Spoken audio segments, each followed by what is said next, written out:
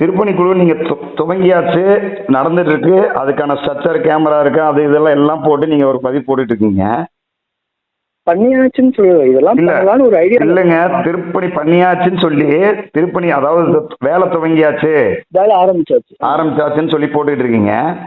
ஆமா. அதே எங்க குலதெய்வ கோயில் சம்பந்தப்பட்ட எல்லா குரூப்லயும் இந்த மாதிரி வரக்கூடிய வதந்திகளை எல்லாம் நம்பாதீங்க, திருப்பணி குழு செயலாளர் நான் தான், எங்க தலைமையில தான் கோயில் நடக்கும் அப்படின்னு சொல்லிட்டு முருகேஷ் அவர் இந்த அந்த திருஞான சம்பந்தம் அவங்களோட முருகேஷ் இருக்காங்க இல்லைங்களா, அவங்க இன்னைக்கு வரைக்கும் போட்டுட்டு இருக்காங்க. நானும் பார்த்தேங்க, போட்டு பார்த்துருக்கீங்க. அதே மாதிரி அவங்க கிட்டத்தட்ட 10-15 வருஷமா அந்த கோயில் பண்றேன்னு முயற்சி பண்ணி இருக்காங்க, ஃபீல்டுல இருக்காங்க. பிளஸ் நிறைய வசூல் பண்ணி எனக்கு தெரிஞ்சே லட்சமா நிறைய குரூப்ல போட்டும் இருக்காங்க. ஆனா நீங்க என்ன சொல்றீங்க, அந்த கோயில் ஒண்ணுமே முடியாம ஒரு வன்னியர் அறங்காவலர் வந்து 25,000 ரூபாய் பதிவு போட்டு செஞ்சாரு, அதுக்கப்புறம் நான் பண்ணேன்னு நீங்க சொல்றீங்க. இல்ல, அதுக்கப்புறம் முன்னாடி எல்லாம் எதுவும் இல்லைங்க. செலவானது அவர் கேள்விங்க, அவர் கொடுத்திருக்காரு, என் கேள்வி. ஓகே, அதான் அவரு தனிப்பட்ட முறையில 25,000 செலவு பண்ணிருக்கான்னு சொல்லியிருக்கீங்க இல்லையா, அது நேற்று போட்ட குரூப்ல வந்துச்சு. சோ என்னோட கேள்வி என்னன்னா, இவ்வளவு காசு நம்ம சமுதாயத்துக்காரங்கிட்ட கோயில் கட்டுறதுக்குன்னு வாங்கிட்டு அவங்களும் பதிவு பண்ணிட்டு இருக்காங்க, அமாவாசை பூஜைக்கு வந்துருங்க, ஜாதக பரிவர்த்தனை பண்ணுங்க, பொங்கச்சோறு சாப்பிடுங்க, இதெல்லாம் பண்றாங்க. இதெல்லாம் உங்களுக்கு தெரியும். சோ உங்களுக்கு தெரியுமா தெரியாதங்கிற விஷயம் நான் உங்ககிட்ட ஒரு சில விஷயம் கேட்கறேன். இப்போ ஒரு நவம்பர் 10ஆம் தேதி அன்னைக்கு அந்த கோயிலுக்கு போயிட்டு என்ன நடந்ததுன்னு பார்க்கும்போது கோயிலும் யதார்த்தமா இடிஞ்சு போச்சு. அப்புறம் அறங்காவலரை பார்த்து பேசணும். சரிங்க. அவர்கிட்டையும் விவரத்தை சொல்லிட்டு நம்ம ஜாயிண்ட் கமிஷனர் வர சொல்லியிருக்காங்க, அங்க மீட்டிங் வச்சுக்கலாம்னு சொல்லியாச்சு. சரிங்க. அங்க போனோம்னா அவங்க மேல ஒரு நம்ம கோர்ட் இதுல ஒரு ஜட்ஜு கமிஷனர் இருக்காருல்ல, ஆமா, அவர்கிட்ட கூட்டிட்டு போயிட்டாங்க. அங்க உட்காந்துதான் பேசுறோம்.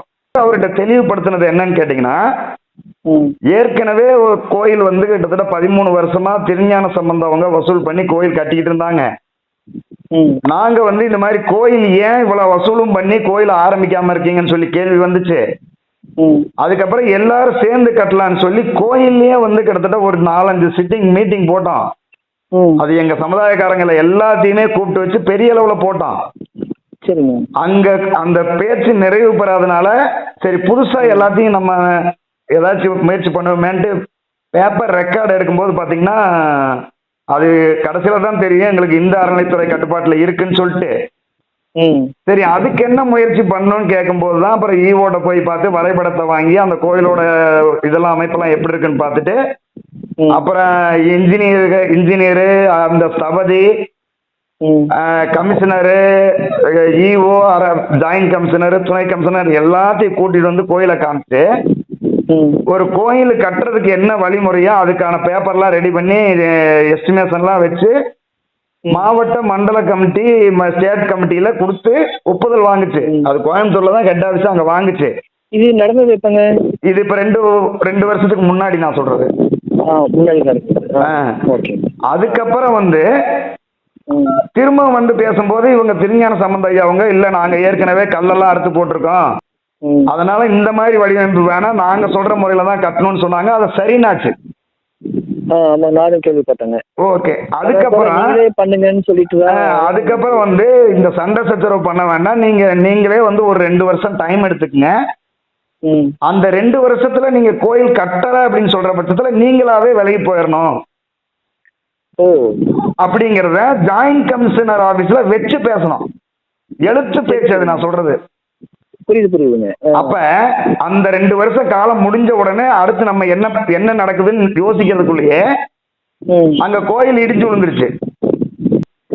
அப்ப கேஸ் பேசும்போது அவர் என்ன சொல்றாருன்னா, இல்ல நீங்க அவங்க டைம் முடிஞ்ச போச்சுல நீங்க கட்டுறீங்களா, ஓகே உங்க தலைமையில எடுத்து கட்டுங்க, நீங்களே பண்ணுங்க உங்க அப்படின்ட்டு அவரு முன்னாடிதான் அறங்காவலர்கிட்ட நீங்க எல்லாத்தையும் கேன்சல் பண்ணிட்டு பிரபு அவரு கட்டுறங்கிறாருல அவருக்கு பண்ணி கொடுங்க அப்படின்னு சொல்லும் போதெல்லாம் இந்த அறங்காவலர் வந்து கூட தான் உட்கார்ந்து இருக்காரு. ஓகேங்க. இப்ப நீங்க சொல்ற அறங்காவலர் சமீபமா நடந்தது. இது வந்து இப்ப சமீபமா இப்ப ரீசெண்டா நான் நவம்பர் 10ஆம் தேதி நான் அந்த கோயில் இடிஞ்ச அன்னைக்கு வந்தோம் இல்லையா? ஆமா. இடிஞ்ச அன்னைக்கு வந்து சொன்னாருங்க, அவங்க டோனர் கொடுக்க சொல்லி கேட்டாங்க. ஆமாங்க. ஒரு 5 டோனர் கொடுங்க, டக்குன்னு பண்ணிருங்க, உங்க தலைமையிலேயே, அதாவது உங்க தலைமையிலேயே டோனர் கொடுங்க, நீங்களே பண்ணுங்க சரி அப்படின்னு சொல்லும் போது அவரு அந்த இப்ப இருக்கிற அரங்காவலர் கூட தான் உட்கார்ந்துருக்காரு. அப்ப அவர் உட்கார்ந்து இருக்கிற ஒரு மீட்டிங்ல தான் இதெல்லாம் நடக்குது. சரிங்க. அப்பதான் சொல்றாங்க, இந்த டோனர் பிரச்சனையா இல்லைங்க, நாங்க எங்க சமுதாயத்துல பேசி உடனே கொடுக்க முடியாது, இதுக்காக நிறைய முன்னாடி இருந்து நிறைய முயற்சி பண்ணிருக்காங்க, அவங்களையும் கலந்துக்கிட்டு நாங்க ஒரு டீம் ஃபார்ம் பண்ணிட்டு நாங்க உங்களுக்கு சொல்றோம் அப்படி சொல்லிதான் எந்திரிச்சு வர்றோம். சரிங்க. இந்த விஷயம் பூராமே அரங்காவலருக்கு தெரியும்.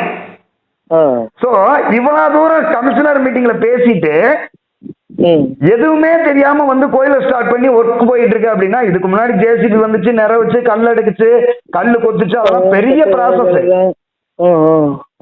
அப்ப இத்தனை ப்ராசஸ் ஓடிட்டு இருக்கு. இதுக்கு இடையில ஒரு நம்ம ஃபாரஸ்ட்காரர் இருக்காரு இல்லைங்க, அவங்க ஒரு ரமேஷ் இவங்க எல்லாம் சேர்ந்து ஒரு அறக்கட்டளை பதிவு பண்ணி அந்த அறக்கட்டளை மூலியமா ஒரு கேஸையும் போட்டு இந்த மாதிரி பண்ணிருக்காங்கன்னா அது ஒரு கான்ட்ரவர்சி ஓடிட்டு இருக்கு. ஏதோ குறிப்பிட்ட நாளுக்குள்ள கட்டி முடிக்கணும் அப்படின்னு ஏதோ ஒன்று வாங்கிக்கிறதா சொன்னாங்க. அது தெரியல, அது என்ன வாங்கியிருக்காங்கன்னு தெரியல, நான் ஓரலா தான் சொல்றேன். சரி சரிங்க. இவ்வளவு கான்ட்ரவர்சி ஓடிட்டு இருக்கு. இந்த பிரச்சனை கோயில்லயே வந்து பெரிய பெரிய மீட்டிங் எல்லாம் வச்சு பேசிச்சு. அதே மாதிரி டாக்டரும் அவரோட தலைமையில ஏகப்பட்ட முயற்சிகள் பண்ணாரு. இதெல்லாம் அரங்காவலருக்கு தெரிஞ்சு எதையுமே சொல்லாம 25,000 செலவு பண்ணாரு, நீங்க ஆரம்பிச்சீங்கன்னு சொல்லும் போது நமக்கு அங்க தடுமாற ஆரம்பிச்சிருச்சு. என்ன காரணம்னு கேட்டீங்கன்னா, இந்த அறநிலையத்துறை ஜட்ஜு முன்னாடி, கமிஷனர் முன்னாடி, அந்த இன்ஸ்பெக்டர் அம்மா முன்னாடி நாங்க சொல்லிட்டு வந்தது, எங்க சமுதாயத்துல ஏற்கனவே நிறைய இன்னும் முயற்சி பண்ணிருக்காங்க, நீங்க எடுத்த உடனே டோனர் நாங்க கொடுத்துட முடியாது, நாங்க கலந்து பேசிட்டு புரியுதுங்க அப்புறம் வர்றேன்னு சொன்னதுக்கு சொல்றோம் அப்படின்னு அண்ணன் சொல்லியிருக்காரு. அப்படின்னு சொல்லிட்டு வந்ததுக்கு அப்புறம் அதுக்கான முயற்சி நாங்க என்ன முடிவு பண்ணோம்னா, இந்த கோயில்ல வந்து ஒரு டேட் பிக்ஸ் பண்ணி அங்க எல்லாருமே அங்க வாங்க அப்படின்னு சொல்லி, எதுக்காகனா ஏன்னா டோனர் கொடுத்து நாங்க டக்குன்னு உங்களுக்கே தெரியாம அப்ரூவ் வாங்கியிருக்க முடியும். ஏன்னா அவங்க அங்க அதுக்கான லெட்டர் ஏற்கனவே 2 வருஷத்துக்கு முன்னாடியே இருக்கு. இல்ல 2 வருஷத்துக்கு முன்னாடியே ஆல்ரெடி இருக்கு. அங்கேயே டாக்டர் பேரை போட்டு ஒரு ஒப்புதல் போட்டு ஒரு இதை கொடுத்துட்டு கையோட வந்திருக்க முடியும். ஆனா வேண்டாம்னு சொல்லிட்டு இங்க வந்து பேசி ஒரு முடிவு எடுக்கணும். ஏன்னா ஏற்கனவே நிறைய தப்பு பண்ணிட்டோம். இனிமேலும் அந்த தப்பு பண்ணாம இருக்கணும்னா திருஞான சம்பந்தம் அவங்களையும் சும்மா சொல்லக்கூடாதுங்க, ஏகப்பட்ட முயற்சி பண்ணிருக்காங்க. இன்னைக்கு அந்த கல்லெல்லாம் அடுக்கி வச்சிருக்காங்கல்ல, அது நம்பர் போட்டு அந்த கோபுரம் அதை எடுத்து அடுக்குனா கோபுரங்க அடுக்கி இருக்காங்க. அந்த கல்லு நம்பர் முதல் கொண்டு போட்டு அதை அப்படியே எடுத்து அடுக்குனா கோபுரம். அது எப்படிங்க தூக்கி ஓரமா வச்சு போட்டு கோயில் கட்ட முடியும்? அதை வச்சுதானங்க கோயிலே கட்ட முடியும். இல்ல இப்ப நான் எதுக்கு உங்களுக்கு இந்த உதாரணம் சொல்றேன் அப்படின்னா, இவ்வளவு கான்ட்ரவர்சி இருக்கும் போது இதையெல்லாம் ஒரு முடிவு பண்ணி கோயில்ல பண்ணிட்டு இப்ப எல்லாருமே அவங்க அலைஞ்சு தேஞ்சு போயிட்டாங்க. இனிமே ஒரு முடிவுக்கு வருவாங்க. எல்லாருமே ஒரு டயர்ட் ஆகி போச்சு, டயர்ட் ஆயிடுச்சு. இனிமே ஒரு முடிவுக்கு வருவாங்க எல்லாருமே. ஓகேங்களா? திருப்பூர்ல வந்து மூலனூர்ல ஒரு கமிட்டி, பீஸ் கமிட்டி ஏற்பாடு பண்ணுச்சுங்க. அந்த இது வந்து நான் அந்த 2 வருஷம் அந்த ஒப்புதல்லாம் வாங்கிச்சுல, அப்ப அந்த பீஸ் கமிட்டில திருஞான சம்பந்தம் தலைமையிலேயே கமிட்டி போட்டுடலாம். அந்த கமிட்டியில வந்து இப்ப இருக்கிற ஃபாரஸ்ட் ஆபீசர் எல்லாம் தான் அங்க இருந்தாங்க, பட்டக்காரங்க எல்லாருமே அங்க இருந்தாங்க, யாருமே இல்லாம இல்ல. எல்லாத்தையும் வச்சு நம்ம சமுதாய சார்பிலேயே ஒரு 10 பேர் கொண்ட குழு கமிட்டி, கவர்மெண்ட் ரெக்கார்டுக்கு கமிட்டிக்கு, இந்த தலைவர் கோயிலுக்கு கமிட்டி போட்டாச்சு. அதுல ஒரு ஆளு ஈவோ. சோ அந்த ஒரு ஆளு தான் இன்னைக்கு அரங்காவலரா வருவாரு. ஏன்னா அரசியல்ல மாறும்போது அது அப்படியே மாறும். அப்ப நம்ம 10 பேரு அந்த கமிட்டியில பிளஸ் அரங்காவலர் ஒருத்தர், அதாவது அன்னைக்கு வந்து ஈவோ. இப்ப ஈவோ இருந்து அரங்காவலருக்கு மாறும்போது அந்த ஒரு பதவி மட்டும்தான் மாறும், மிச்சம் 10 பேர் இருப்பாங்க அப்படியே. அப்படி ஏதாவது ரிட்டர்ன் ஆகும். சோ அந்த டயத்துல கமிட்டியில் இருக்கிறவங்களே முடிவு பண்ணி இல்ல இந்த கோயில் வந்து எங்க முன்னோர்கள் வழிபட்டு வந்த கோயில், எங்க மூலியமா தான் அறங்காவலரும் போடணும்னா அதை மறுக்க போறதில்ல யாரும். கண்டிப்பா. ஏன்னா அரசாங்கம் வந்து பிரச்சனையை வளர்க்காது. ஆமாமாங்க. சோ அறங்காவலர் ஒருத்தர், மிச்சம் 10 பேர் நம்ம பேரு, நம்ம கமிட்டி, இதுதான் கமிட்டி. இந்த கமிட்டி மூலியமா நம்ம திருப்பணியை தொடங்குறோம். அந்த கோயில் அந்த பீஸ் கமிட்டி நடந்துருந்துச்சுன்னா இன்னைக்கு கும்பாபிஷேகம் நடத்தி ஒரு கிட்டத்தட்ட ஒரு ஒரு சித்திர திருவிழாவே முடிஞ்சிருக்கும். ஒரு சித்திர திருவிழாவே முடிஞ்சிருக்கும் இன்னைக்கு. இப்ப எதுக்கு உங்ககிட்ட இவ்வளவு ஆணித்தரமா நான் பதிவு பண்றேன் அப்படின்னா, இவ்வளவு பெரிய பிரச்சனைகள் நடந்திருக்கு. இதுக்கு ஒரு முடிவு பண்ணிட்டு இந்த நான் சொல்றேன் இல்லையா, அறங்காவலர்ல இருந்து கமிட்டி வரைக்கும் நம்ம சமுதாயக்காரங்க தான் அங்க இருக்கணும்.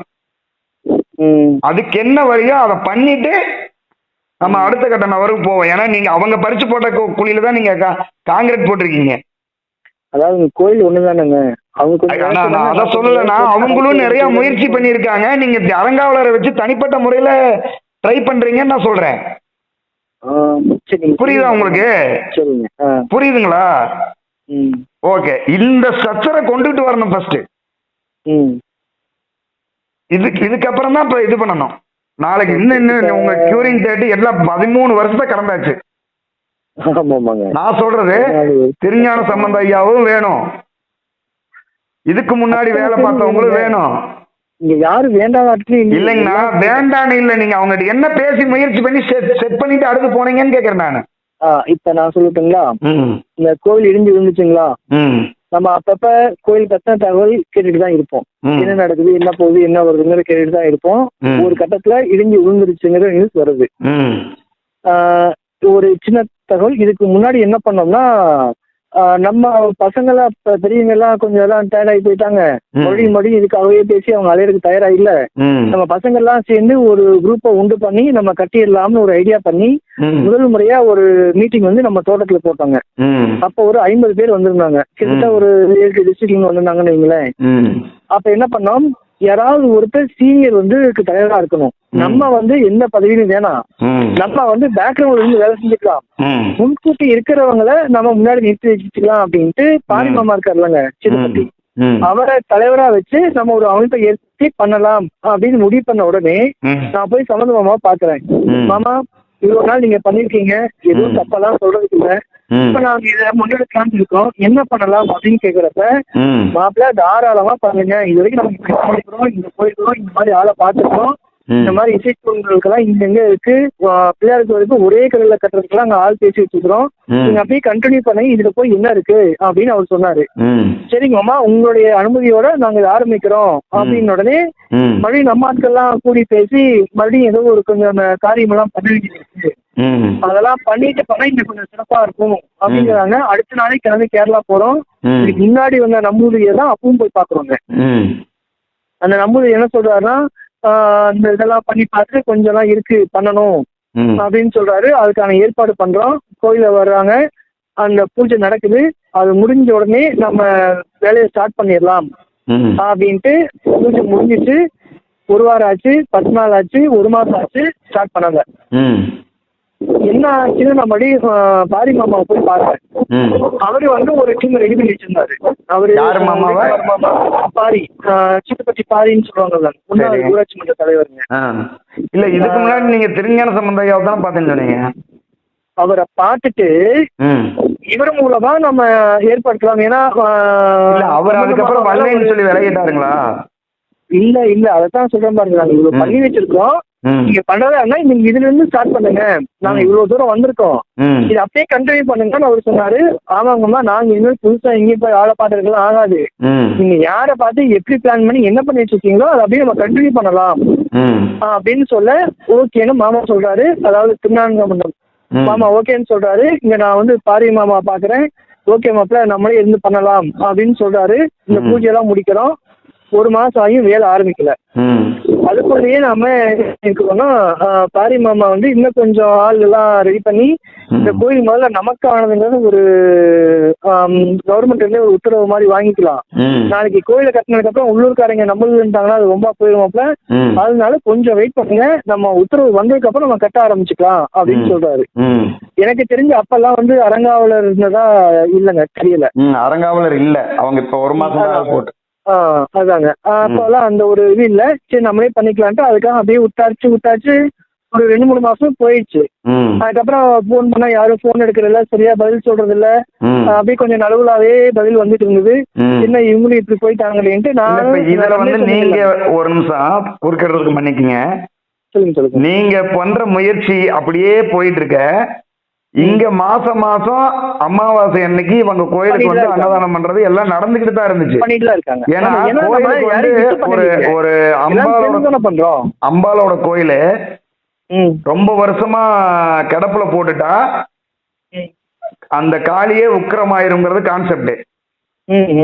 அதனால அந்த பூஜைகள் மற்ற எல்லா வேலையும் பண்ணிட்டு தான் இருக்காங்க. இந்த ரமேஷ் சொன்னீங்கல்ல, அவரும் நானுன்னா அடிக்கடி இதை பத்தி பேசி இப்ப ஏதாவது ஒண்ணு பண்ணணும் அப்படின்னு பேசிட்டே இருக்கிறப்பதான் இந்த இடிஞ்சு விழுகுது. வந்து திருப்பூர்ல 2 வருஷத்துக்கு முன்னாடி நடந்த விஷயமே தெரியும். ஏங்க அவருக்கு எல்லாமே தெரியுங்க. ஓகே, அவர் ஆரம்பத்துல இருந்தே இருக்காரு. ஏன்னா சம்பந்தம் குரூப்ல அவரும் தானே இருக்காரு. அந்த அதுக்கிடையில என்ன ஆச்சு, அரங்காவலர் கூப்பிட்டு இந்த மாதிரி ஜேசி மீட்டிங் போட்டிருக்காங்க, ஜேசி வந்து பிரபு டாக்டரை வச்சுதான் பண்ணணும்னு சொல்லியிருக்காரு. அவர் போயிட்டு வந்து என்ன சொல்றாரு, இந்த மாதிரி பிரபு சாரை தான் வச்சு பண்ணணுங்கிறாரு. அவர் வந்து இந்த பிளான் ஆகாது, இப்போ வச்சிருக்கிற அந்த அப்ரூவல் வந்து ஆகாது, நான் புதுசா ஒரு பிளான் பண்ணுவேன், புதுசா ஒரு அப்ரூவல் வாங்கிட்டு அதன்படி பண்ணிக்கலாம், என்னோட சொல்றதுதான் கேட்கணும், ஆல்ரெடி இருக்கிறது ஒத்து வராதுன்னு சொல்றாரு. இந்த அப்ரூவல் எதுக்காகன்னு கேட்டீங்கன்னா அவங்க 3 கோடிக்கு மேல அப்ரூவல் வாங்கி வச்சிருந்தாங்க. அந்த அப்ரூவ் வேண்டாம், ஏன்னா அவ்வளவு பெரிய வாங்கி இருந்ததுங்க. இவரு திருஞான சம்பந்த ஐயா அவங்க வந்து 3 கோடிக்கு அப்ரூவ் வாங்கியிருந்தனால அந்த அப்ரூவ் வந்து செய்ய முடியாது இப்ப இருக்கிற சூழ்நிலைக்கு. ஒரு ஏற்கனவே போட்ட எஸ்டிமேஷன் பண்ணி கம்மியா போட்டு நம்ம கோயில பண்ணுவோம். ஏன்னு கேட்டீங்கன்னா இன்னைக்கு பொன்னர் சங்கர் கோயிலு நமக்கு ஈக்குவலான வரலாறு தான். எல்லாமே அவ்வளவு பிரம்மாண்டமான கோயில் கட்டல. எல்லாரும் அந்த வேலு கம்பி அந்த முத்துசாமியை வச்சுதான் கும்பிட்டு இருக்காங்க. அங்கேயும் நான் போயிருக்கேன். எங்கேயுமே பிரம்மாண்டப்படுத்தி கோயில் கட்டி எல்லாம் பண்ணல இல்ல. ஆனா இங்க மட்டும் 3 கோடி ரூபாய்க்கு நான் பண்ணதுக்கு அப்புறம் தான் சாமி கும்பிடுவேன்னு 15 வருஷம் ஓட்டியாச்சு. ஆமாங்க. சோ நான் எனக்கு அது தேவையில்லை. இல்ல நான் அதை சொல்லி முடிச்சிடுறேன். இந்த மாதிரி அவரு போயிட்டு இந்த மாதிரி சொல்றாரு, என்ன பண்றதுன்னு அவரு கேட்க, அதுக்கப்புறம் அது என்ன பண்றது மறுபடியும் அப்ரூவல் வாங்குறதுலாம் லேட் ஆகுமே, நம்ம இருக்கிற பிளான வச்சே நம்ம கட்டினா என்ன அப்படின்னு நானு ரமேஷ் இன்னும் 2-3 பேர் சேர்ந்து அவர்கிட்ட கேட்கும்போது, சரி பண்ணலாம், இதுக்கான ஏற்பாடை நான் பண்றேன், உங்களால பண்ணிட முடியுமா அப்படின்னு அரங்காவலர் கேட்க, பண்ணிட முடியுங்கம்மா, நீங்க அதுக்கான ஏற்பாடு வாங்கி கொடுங்க, நாங்க பண்ணிடுறோன்னு உடனே அப்பயே ஈஓ கால் பண்றாரு, இன்ஸ்பெக்டர் கால் பண்றாரு, வாங்க பேசிக்கலாங்கிறாங்க. நாங்க நேரம் அங்க ஈஓ ஆஃபீஸ் போறோம், ஒரு 4 பேர்த்த நீங்க எனக்கு ஸ்பான்சருக்கு கொடுங்க அப்படிங்கிறோம். அப்ப வந்து ஃபாரஸ்ட் அவருன்னா கூட இருக்காருங்க. ஓகே, இப்ப ஒரு நிமிஷம் நின்னுங்க. இந்த இடத்துல என்ன பண்ணிருக்காங்கன்னா உங்ககிட்ட அங்க பதட்டப்படுற மாதிரி டாக்டர்கிட்டையும் போன் பண்ணி குயிக்கா டோனர் கொடுங்க, இல்லாட்டி வேற ஆள் கை போயிட மாட்டேங்குது அப்படிங்கிற பேச்சுவார்த்தை இங்கேயும் ஓடிட்டு இருக்குது. அன்னைக்கே நீங்க அதாவது இது எல்லாமே அந்த வன்னியரா இருக்கிற அவருக்கு தெரியும், அரங்காவலருக்கு தெரியும். எல்லா இடத்துலயும் அவரு தான் காமனா. அப்ப அங்கேயும் பேசிவிட்டு வந்து இங்க சீக்கிரம் டோனர் கொடுங்க கட்டிடலான்னு பேசிட்டு, அதுக்கப்புறம் உங்களோட பேச்சுவார்த்தை நடக்கும்போது ஏசி ஆபீஸ்ல இருந்து சாரிட்டையும் போன் பண்ணி டோனர் கொடுங்க அப்படிங்கும் போது டோனர் கேட்கறாங்க, உடனே கொடுத்துடலாமன்னா அது வெறும் டோனரை கொடுத்து உபயதாரர்களை கட்டி என்ன பிரயோஜனம்? சோ நம்ம சமுதாயத்துல இருந்து முதல் கமிட்டி போட்டு பண்ணட்டும், ஏற்கனவே முயற்சி பண்ணவங்க எல்லாருமே உள்ள வரட்டும், அதுக்கப்புறம் அரங்காவலர் முதல் கொண்டு எல்லாத்தையும் ஒரு ஸ்ட்ரக்சரை கொண்டுகிட்டு வந்துட்டு செய்யலாம் அப்படிங்கிறதுக்காக இழுக்கிறத இது ஏதோ நமக்கு பாதிப்பா வந்துருமா இருக்குன்னு இவங்களை இல்லாம அழுங்காம கோயில் ஆரம்பிக்கிறதுக்கு என்ன வழியோ அதை முயற்சி பண்றாரு அவர். வருமானம் இருக்கிற பெரிய கோயில்கள் இருக்குல்ல, அந்த கோயில்களுக்கு ஒரு ரூல் இருக்கு. அது அரசாங்கம் வந்து ஒரு பெரிய அதாவது கமிஷனர் கிரேட்ல வச்சிருக்கிறவங்களை வச்சு வருமானத்தை முதல் கொண்டு வச்சு மெயின்டைன் பண்ற கோயில். அந்த கோயிலுக்கு நீங்க சொல்ற ரூல் பிரகாரம் பண்றவங்க எல்லாருமே சும்மா உபயதாரர்கள போறோம். ஓகே. நான் சொல்றது வறுமை கோட்டுக்கு கீழே இருக்கிற கோயில் இருக்குல்ல, ம். ஏற்கனவே இந்த அறநிலையத்துறை கட்டுப்பாட்டுல எடுத்து ம். அந்த கோயில இந்த அறநிலையத்துறையும் கட்டாம பாலடைஞ்சு போற நிலைமைக்கு போயிடுச்சுன்னா, ம். அப்ப வந்து எங்க சமுதாயத்தை சார்ந்த இந்த முன்னோர்கள் வழிபட்டு வந்த கோயிலு, ம். இந்த கோயிலை நாங்களே திருப்பணி செஞ்சு நாங்களே நிர்வகிச்சுக்கிறோம். ம். அதனால எங்க சமுதாயத்தின் மூலியமா எங்க இது மூலியமா கமிட்டி போட்டு ம். எங்க இது மூலியமா பண்ணிக்கிறதுக்கு எங்களுக்கு இது கொடுங்கன்னு சொல்லி ஒரு இது எழுதி கொடுத்து நம்ம சமுதாயத்தில் இருக்கிற எல்லாம் கொடுத்து அனுமதி கொடுங்க. கோயிலை நம்ம டேக்கப் பண்ணிட்டு அதுக்கப்புறம் கோயிலை கட்டுறதுங்கிறது ஒரு முறை. சரிங்க. இல்லைன்னா முழுசாவே எங்களோட கோயில் இன்னும் கோர்ட்ல போட்டு ம். இந்த அறநிலைத்துறை 50 இந்த எங்க முப்பாட்டனோட கோயிலை வந்து இந்த அறநிலைத்துறை எடுத்துக்கிச்சு, ம். இதுல நீங்க தலையிட வேண்டாம், ஆ. நாங்களே பராமரிச்சுக்கிறோம்னு சொல்லிட்டு அதுக்கு ஃபார்ம் 16 அது ஒரு சிஸ்டம் இருக்கு, ஓகேங்க. அதை போட்டு கெஜெட்ல இது கொடுத்துட்டு நம்மளே தனிப்பட்ட முறையில இந்த அறநிலைத்துறையே இல்லாம பண்றது. ஓஹோ. இன்னைக்கு ஆட்சி மாறும், கட்சி மாறும், அறங்காவலர் மாறுவாரு. அறங்காவலர் மாறுவாரு. ஆனா எப்ப மாறுவாங்கன்னா கட்சி மாறும்போது மாறும். கட்சி மாறினாதான் மாறும். ஆமா. ஆனா நம்ம சமுதாயக்காரங்களே அறங்காவலர் இருந்தா அது எப்பவுமே மாத்தணுங்கிற அவசியம் இல்லை. எந்த கட்சி வந்தாலும் அறங்காவலர் மாறணுங்கிற அவசியம் இல்லை. அப்படி இல்லைன்னா கூட இந்த 12 பேருக்குள்ள அறங்காவலரை மாத்திக்கலாம். சரிங்க. நான் இன்னொரு டவுட் கேட்கறேன். இப்போ ஒரு அறங்காவலர் போட்டு நம்ம வேலையை ஆரம்பிக்கிறோம், நாளைக்கு வேற ஒரு ஆட்சி மாறுது, அப்ப இந்த மாதிரி சரி மாறிடுவாங்க கொடுப்பேன் கொடுப்பேன் அப்படின்னு கொடுக்க முடியாது. இல்ல, நான் என்ன சொல்றேன்னா, நான் இந்த 12 பேத்துக்குள்ள அறங்காவலர் போடலாம், அதை நம்ம பார்த்து கொடுக்கறது தான். இன்னைக்கு யாருமே கொடுக்கலைங்கிறனால அவங்க கொடுத்து வச்சிருக்காங்க. இல்ல சம்பத் மாமாவும் கொடுத்திருந்தாரு, இவரும் கொடுத்திருந்தாரு, யாரு வேணாலும் கொடுக்கட்டுங்க. ஆமா, எனக்கு அதெல்லாம் இல்ல. கட்சி மக்களோட சப்போர்ட் இல்லாதனால கொடுத்தாங்கன்னு சொல்லுங்க. கட்சி சார்பா போட்டாலும் எங்க சமுதாய மக்களுக்கு இவங்கதான் வேணும்னு கேட்டா அரசாங்கம் இல்லைன்னு சொல்ல போறது இல்ல. இந்த நாங்க அனுப்பிச்சிருக்கீங்க ஒரு 150-200 பெட்டிஷன் போயிருச்சுங்க சிஎம் செல்லுக்கு. நாங்க இப்ப எங்க சமுதாயக்காரங்களை தான் அறங்காவலரா போடணும்னு சொல்லி பெட்டிஷன் எல்லாரும் ஒவ்வொரு இண்டிவிஜுவல் பர்சனும் போட்டுட்டு இருக்கான். எல்லாருமே சிஎம் செல்லுக்கு பண்ணுங்க. சிஎம் செல்ல ஒரு மாசத்துல ரிசல்ட் கிடைக்கும்ல. கண்டிப்பா. அப்ப எங்க சமுதாயத்துக்காரங்க 100ங்கிறது போடுங்க. 5000 பேர் ஒரு பெட்டிஷன் போட்டா கவர்மெண்ட் இல்லைங்க அது அங்க வன்னியர் தான் இருப்பான்னு சொல்லுவாங்க. ஏன் இப்படி மாறுதுங்கிறது கண்டிப்பா ஏதாவது ஒரு இல்லைங்க, இல்ல உங்களுக்கு எல்லாம் கொடுக்க மாட்டோம், வன்னியர் தான் கொடுப்பேன்னு சொல்லுவாங்களான்னு கேக்குறேன். நான் அது மாதிரி சொல்றேன். அதாவது நம்ம கோயில்னு முடிவாயிடுச்சு, நம்ம திருஞான சம்பந்த ஐயாவே கூட இருக்கட்டும், எனக்கு நம்ம ஆளுக்கு இருக்கணும். கண்டிப்பாங்க. ஓகேங்களா? அதுக்கான முயற்சி பண்ணி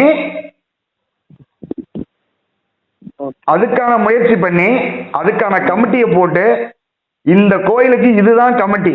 நாளைக்கு அறங்காவலர் கட்சி மாறுச்சுன்னா திரும்பவும் ஆபீஸ் கண்ட்ரோலுக்கு வரும். ஆபீஸ்ல ஆல்ரெடி ஒரு சிஸ்டம் இருக்கு, இவங்க தான் தெரியும், இந்த கோயில்ல மற்றவங்க தலையிட முடியாதுன்னு அவங்களுக்கு தெரியும்.